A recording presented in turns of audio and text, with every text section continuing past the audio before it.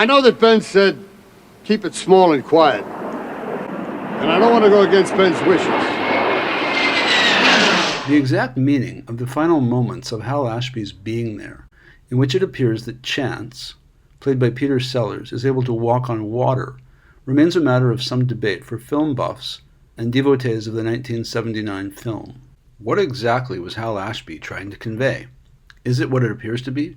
That Chance is actually capable of such an extraordinary gravity-defying miraculous act? Or is it something else, like our eyes playing tricks on us?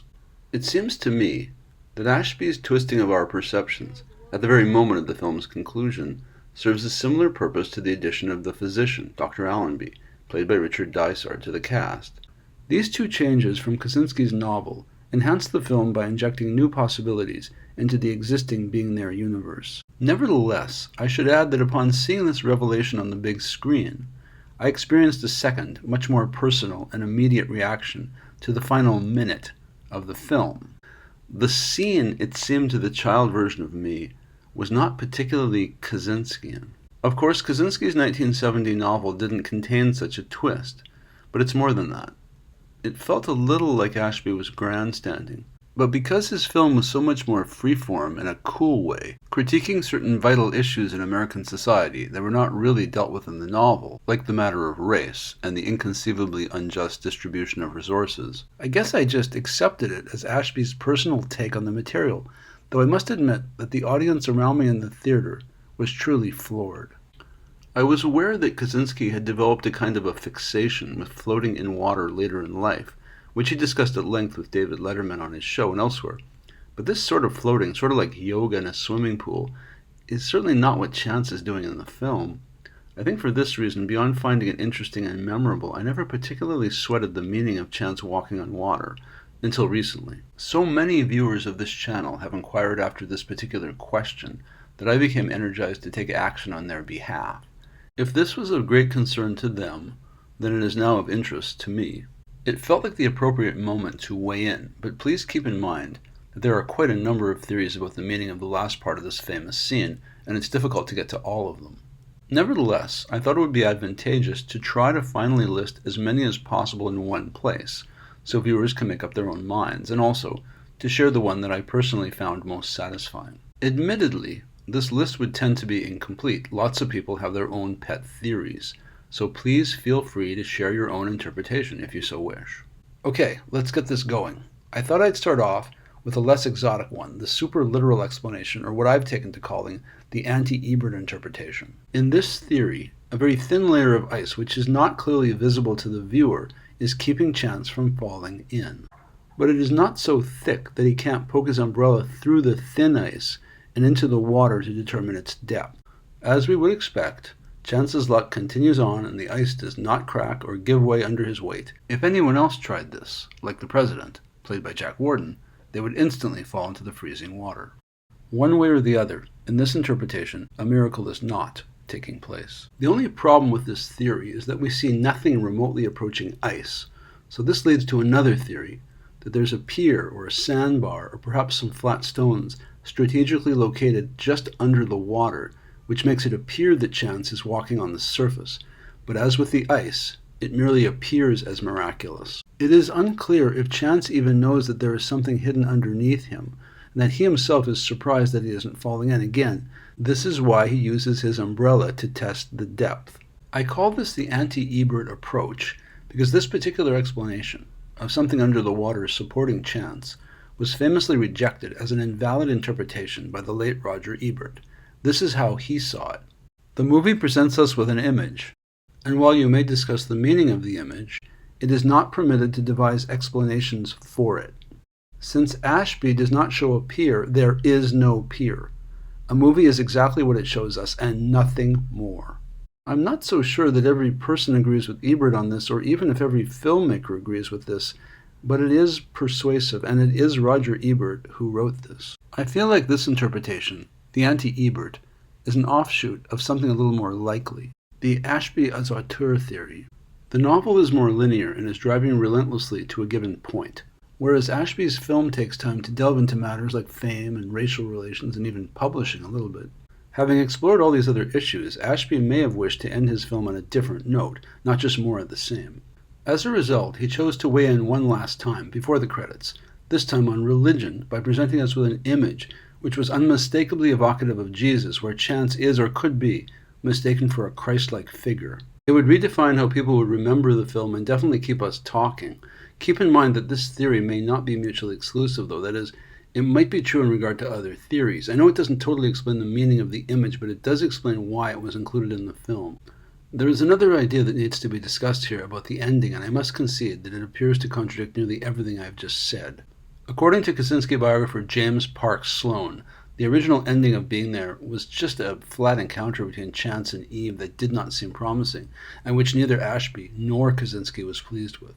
Then, unexpectedly, according to Parks Sloan, Kaczynski found the ending they were looking for on page 6 of his own 1970 novel, where he writes that Chance, like a TV image, floated into the world, buoyed up by a force he did not see and could not name. It's actually on page 5 in my book. So the idea here is that from the very beginning of the story, strange forces are kind of at work on Chance, making it possible for him to make it through each situation, either intact or even in better shape than he entered it. This would tend to contradict both the Auteur theory, that it derives from Ashby's instinctual knowledge of how best to interest viewers in the story, and even my personal comment from earlier, that the ending didn't strike me as particularly Kaczynskian, that is, something clearly from the mind of Kaczynski. To be sure, Kaczynski dealt with very unusual things in his novels, but they were grounded in physical reality, gravity, and so forth. In retrospect, though, Kaczynski loved things like practical jokes and screwing with people, and perhaps while mining through his own work, he saw how he could subvert all the very literal imagery in the movie for the purpose not so much of being memorable, but of making people question the meaning of what they had just seen. So the final scene is something more like symbolism than reality. This is very Kaczynskian. This fits in nicely with something I was kind of playing around with in my video about Dr. Allenby, that Chance himself is in fact the miracle, but decidedly not the creator of the miracle. It is God who performs miracles, not Chance. Think of it this way. Chance is one hell of a surfer through life, but it remains Almighty God who created the oceans and the tides and the world which Chance surfs on so easily without falling. We shouldn't, in other words, confuse cause with effect. Someone or something is definitely giving Chance some help. Somebody up there definitely likes him, but no one quite knows who that is. In some odd way, it's kind of a religious explanation of the meaning of luck. So the miracle in Being There is Chance himself, because we all know he's incapable of doing anything for which he's given credit, including restoring people's faith in the economy, making it easier for Ben to die, and permitting Eve to feel less alone. This fits with a comment left by a viewer of the channel who remarked that in indigenous cultures, a common belief is that simple, unspoiled, earnest people like Chance are touched and protected by the Spirit of God, which explains why Chance is an important messenger. He restores hope for a better tomorrow, that people should trust that things in the world can improve. And there is plenty of room for new trees of all kinds. There is no better definition of faith than an unwavering belief in the future. And even if he doesn't know he's doing it, Chance is in essence preaching a philosophy of renewed trust in the natural world. Which brings us to a theory that derives from one of Ben's memorable quotes. Life is a state of mind. When I first saw this in the movie, Ben's credo sounded like a throwaway line cliché from those posters in the 1970s. You know, if you love something, set it free. But over time I have found it to be both thought-provoking and at times even profound. We choose our lives to a degree is what it seems to be arguing, and it definitely tallies with what we suspect Ben believes about the world. In a nutshell, if you didn't know you couldn't do something, then you might actually achieve it. Chance's adventure is predicated on the idea that he doesn't appreciate the utter unlikelihood of anything which happens to him after he is evicted from the old man's house, meeting and impressing the president, chatting with an ambassador, or appearing on a major television talk show. He just takes it all in stride. Ben's state-of-mind approach implies that humans have frequently exceeded themselves, probably not by fixating on failure, but rather by directly focusing on their goals, whatever those goals might be. In the novel, even after he is injured by her limousine, Eve is impressed by Chance's composure and his lack of surprise. This is where the idea of life being a state of mind cuts another direction. Eve finds that no matter what happens to Chance, he remains calm and detached. In the novel, we see the reason. The Chance assumes life works like a television show, and that each new event is just another part of that show. This is just like television, only you can see much further. Eve, however, decides that Chance is incredibly self-reliant and emotionally strong. She sees him as exceptionally calm and composed. This is the state of Eve's mind. Life as a state of mind speaks to the limitlessness of human aspirations, as well as how we sometimes sabotage our own lives. Like Eve, we frequently impose meaning after the fact. The difference between Chance and the others is that he cannot differentiate that which is possible, getting wet, from that which isn't, walking on top of the water. Watching Chance, the thought occurs, what might people achieve if they simply disregarded their perceived limitations? The other characters can't see Chance as anything but a well-dressed, intelligent, experienced older man, someone of importance in society. Their state of mind makes him into something he's not, and imbue his words with a wisdom that was not intended. In that final scene, if Chance is unaware that he should be immersed in the lake, not walking on it, then maybe that's what's keeping him dry. One way or the other, the life as a state of mind interpretation is an inherently optimistic approach, arguing that it's primarily our doubts and pessimism which hinder us most and make us less than we might otherwise have been.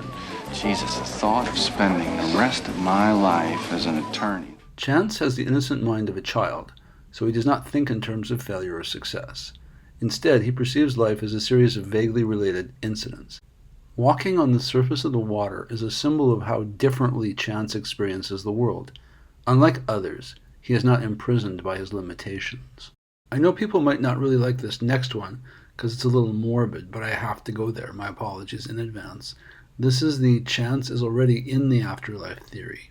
After the attorney, Thomas Franklin, played by Dave Clennon, orders Chance to vacate the old man's house, what would occur next would in short order be inevitable: poverty, homelessness, and destitution.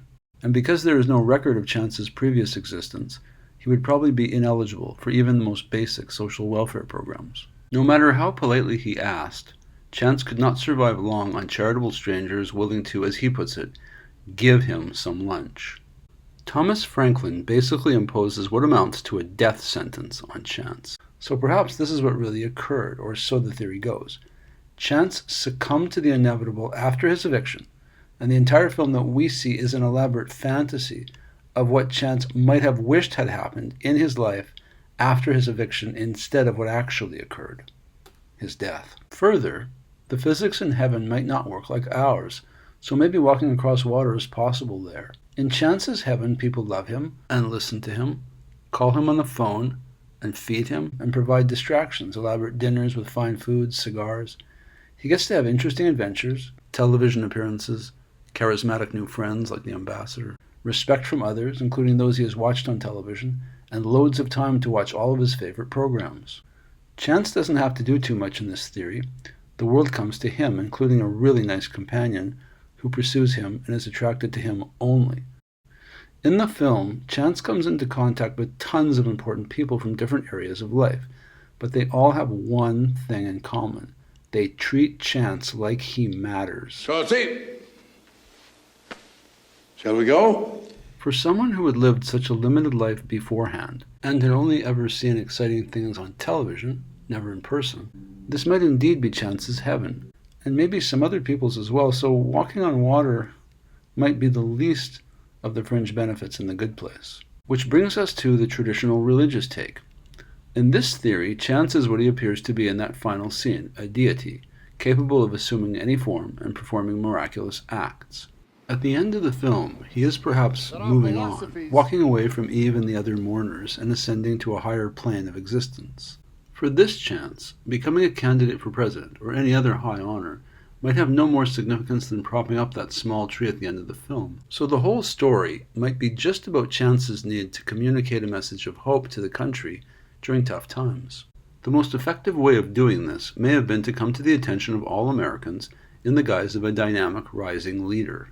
On television, Chance is nothing less than an all-American messiah, speaking to ordinary folk in middle America in a reassuring voice. It's all about kindness and compassion. All this ties back to Ben, played by Melvyn Douglas. Nearing the end of his life, and without knowing exactly why, Ben may have gotten a vibe that Chance was different in some way, better than others, more forgiving, loving, patient, someone who really could change the world, someone who is truly worth following. In other words, Ben is not fooled like everybody else, but instead sees something that no one else does. In short order, Ben puts his faith in chance, attests that chance's strength makes it easier for him to die, and even feels relieved when it becomes clear that Eve has also come to accept chance's presence as something truly positive and special and important in her life. To be sure, this is far from an exact retelling of the life of Jesus, but it does speak quite nicely to where faith originates. Next up is the autobiographical approach. In the late 1980s, a close friend offered up the opinion that chance is actually a self-deprecating version of Kaczynski himself, and that the story of Chance's rise from nobody to somebody has such obvious similarities to Kaczynski's own that it would be counterproductive to entirely discount the potential validity of this interpretation. This is always a risky way to go, linking a fiction writer too closely with his creations, but what intrigued me about this approach was that people tended to fall into this trap with Kaczynski's other books, never being there. There are, of course, so many differences between Kaczynski and Chance, but there are also certain fascinating similarities. More than his novels, Kaczynski came to prominence for his legendary appearances on television: Carson, Letterman, Dick Cavett, Mike Douglas, Merv Griffin, and so forth. Some of the things which happened to Chance, such as rubbing shoulders with the wealthy and powerful, were basically things that Kaczynski had experienced. Both Kaczynski and Chance share something else, a situation in which discovery of their actual backgrounds might have damaged their reputations, since Kaczynski had continuously reinvented his life history to match the room he was in. The classic example is that he would insist that The Painted Bird was entirely fictional to those who suspected it was based on fact, whereas if somebody took the opposite position, that it was fiction, he would say that it was a disguised kind of autobiography. Clearly, he liked to keep people guessing about The Painted Bird specifically, and himself in general. His biographers seemed to see things similarly, pointing out that Chance shared certain characteristics with Kaczynski, chief among them that both were introduced to society through powerful, wealthy women.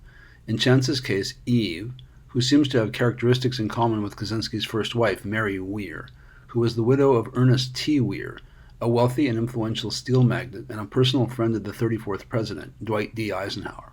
It's hard to miss the parallels with Ben.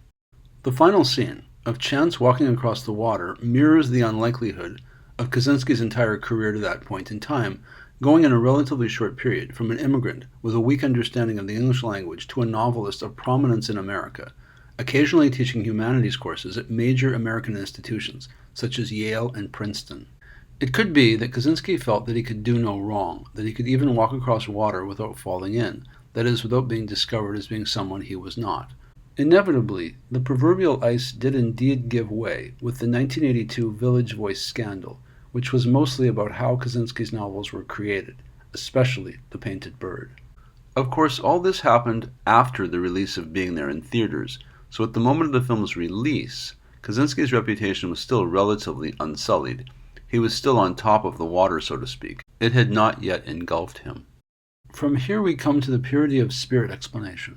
In the final moments of Being There, we see that Chance appears to be so perfectly at peace that he has perhaps transcended the physicality of existence and the banality of day-to-day life. He appears to be at one with himself and with nature too.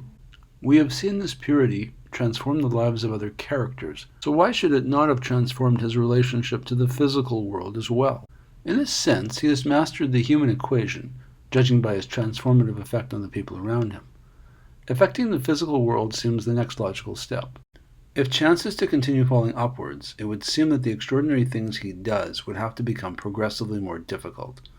Just consider his effect on Eve, played by Shirley MacLaine. You uncoil my wants. You set me free, Chauncey. Prior to this, we can infer from Ben's advanced age and weakened condition that sex was probably no longer a high priority in the lives of this couple. Also, Ben was from a generation where people may not have felt comfortable talking about sex and were probably pretty straight-laced in the bedroom. But with Chance, Eve is totally liberated to do and try things with him that she might not have felt free to do with Ben or indeed anyone else. She is now being given an opportunity, perhaps for the very first time, to let her freak flag really and truly fly, and to live exactly as she wishes. Chance awakens a newfound feeling of freedom within Eve, She need never again feel shame, and she can enumerate and elucidate all of her needs to Chance. He will do whatever she wishes. Chance will never judge her, ever. He will never ridicule or eschew what she wants, sexually or in any other way. In any person, such purity is so rare that it inevitably transforms, well, everything. Perhaps it is only the beginning that chance can really transform not just the life of one person, but how people interact and treat one another. Walking across the water seems only the start of a new vista of possibilities. Of course, this is one take, but then there is the purity of spirit interpretation in reverse, the Cautionary Tale. Critic Barbara Lupak writes that Kaczynski thought of being there as the saddest thing he'd ever written, at least in part because of how easily everybody, including the media, accepted that Chance was someone important, when in fact he wasn't. Knowing that Kaczynski felt this way, it seems possible that he was trying to warn others of the consequences of too easily embracing false prophets. In European history, the quintessential case of a total nobody being elevated into a somebody of far too much consequence, and then being seen as a leader, and then revered as some kind of savior, and then leading his entire nation-state to total destruction was in fact Hitler. Obviously, being a child-in-hiding survivor, Kaczynski had a very personal connection to the tragic events in Europe. By ending the movie with Chance seemingly in possession of miraculous powers, it suggests that others might be putting way too much faith in an illiterate gardener, especially because, beyond being well-meaning, Chance brings far too little to the table to justify worshipping him or being led by him. Although Chance isn't remotely a megalomaniac, the message seems to be that he might still be entirely unworthy of your adoration. And as to Chance's walking on water, it could be merely another cheap parlor trick, which the public, and especially the mass media, might be only too willing to accept as proof of a messianic connection. In other words, it might be seen as a Leni Riefenstahl triumph of the will type thing, with Hitler's plane descending from the heavens as a way of showing Hitler as somehow existing above the people and then coming down to lead them. For the record, Kaczynski really liked to grab audiences by warning them about some kind of inherent looming danger. Here, in a 1980 interview, he does this with Johnny Carson, discussing a then recent study about the effects of TV on children.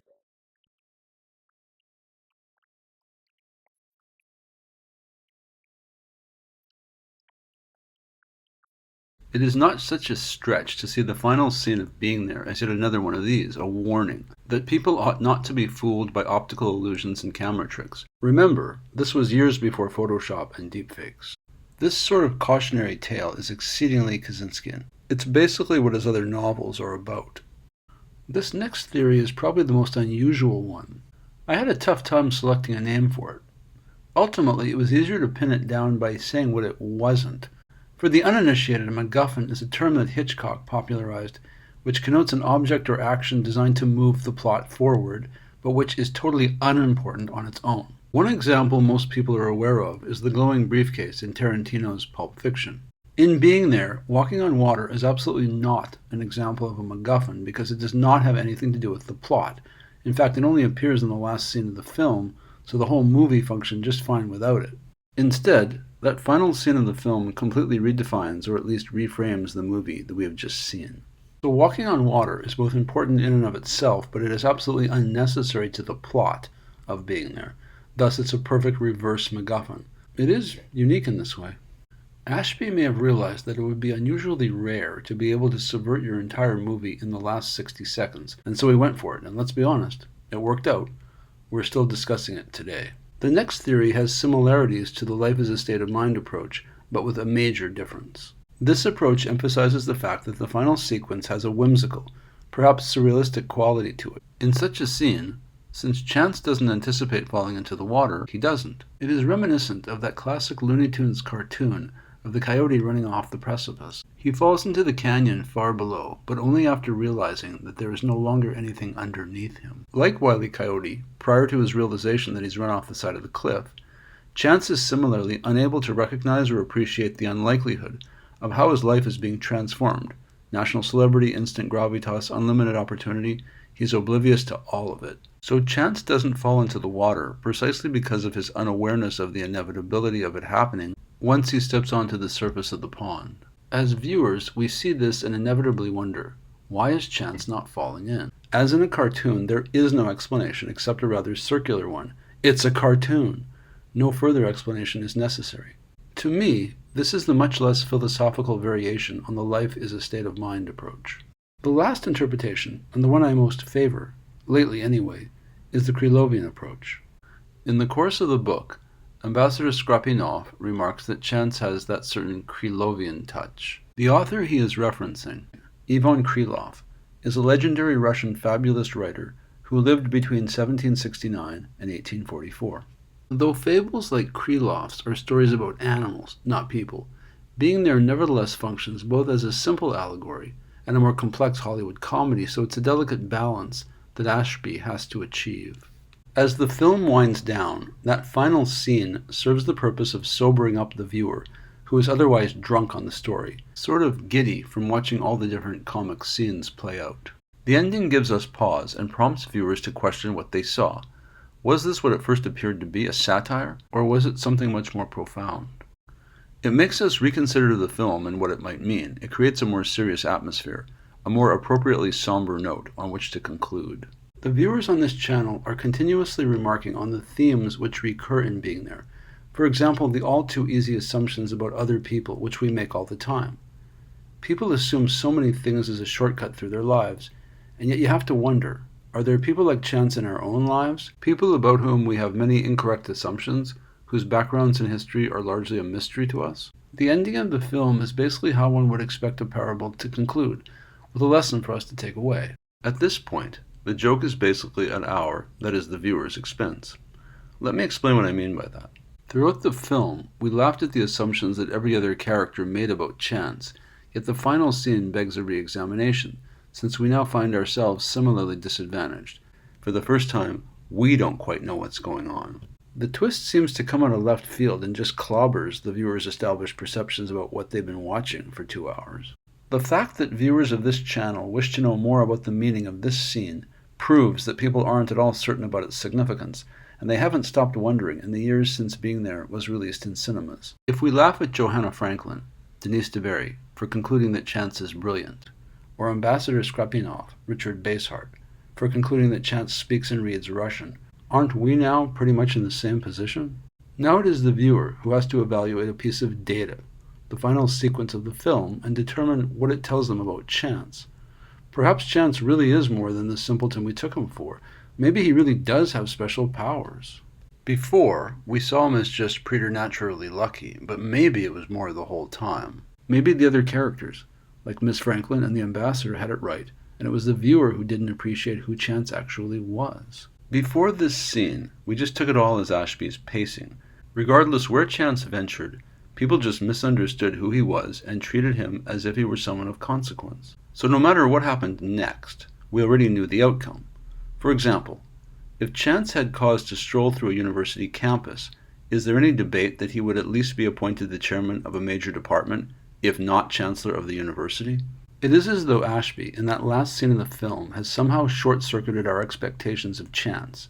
He has inverted, or perhaps subverted, the entire Being There universe. We have to admit, at a minimum, that our assumptions about the protagonist could have been wrong. So do we know who Chance really is? Perhaps not. Like Johanna Franklin, when she watches Chance on the Gary Burns show, we have to evaluate, or in this case reevaluate, who Chance is. It is not as easy as it first appears. The water walking shifts our focus and requires us to rethink the meaning of what we've been witnessing. It puts us in the film in a way, and we begin to understand how, if not exactly why, all this began in the first place. The Krylovian touch explanation offers a critique of the entire film, as well as the final scene itself. Reconceiving Being There is just a parable. The question that inevitably and invariably comes to mind is this: in what way is Chance's walking on water any less likely or less plausible than anything else we've seen Chance doing in Being There? In little more than a week, he has gone from being a homeless man to a national figure of prominence, respected by Ben Rand, loved by Eve Rand, and a continual subject of speculation in the halls of power in Washington. You see, in essence, Chance was walking on water the whole time. We just didn't perceive it that way, at least until Ashby forced us to reevaluate the whole film with fresh eyes. It is likely that no director has ever made better use of the last 60 seconds of their own film. In the end, it is entirely apropos for such a story to conclude on a memorable, elucidating, and frankly, unusual and extraordinarily thought-provoking note. Life is a state of mind. So there you have it, a number of different explanations of what might have been going on in the final moments of being there. Please feel free to share your own interpretation or weigh in on which explanation you find most useful or convincing. The thought occurs that Mr. Ashby would be most pleased that we are continuing to debate the meaning of that fateful twist in the final moments of his film. Thank you for your time. I appreciate your positive, entertaining, and often encouraging comments about the other videos. They mean a lot to me. I'm truly grateful for your interest in and support of this channel. Please like or subscribe, or both, should it suit you. I hope you will return to watch other videos.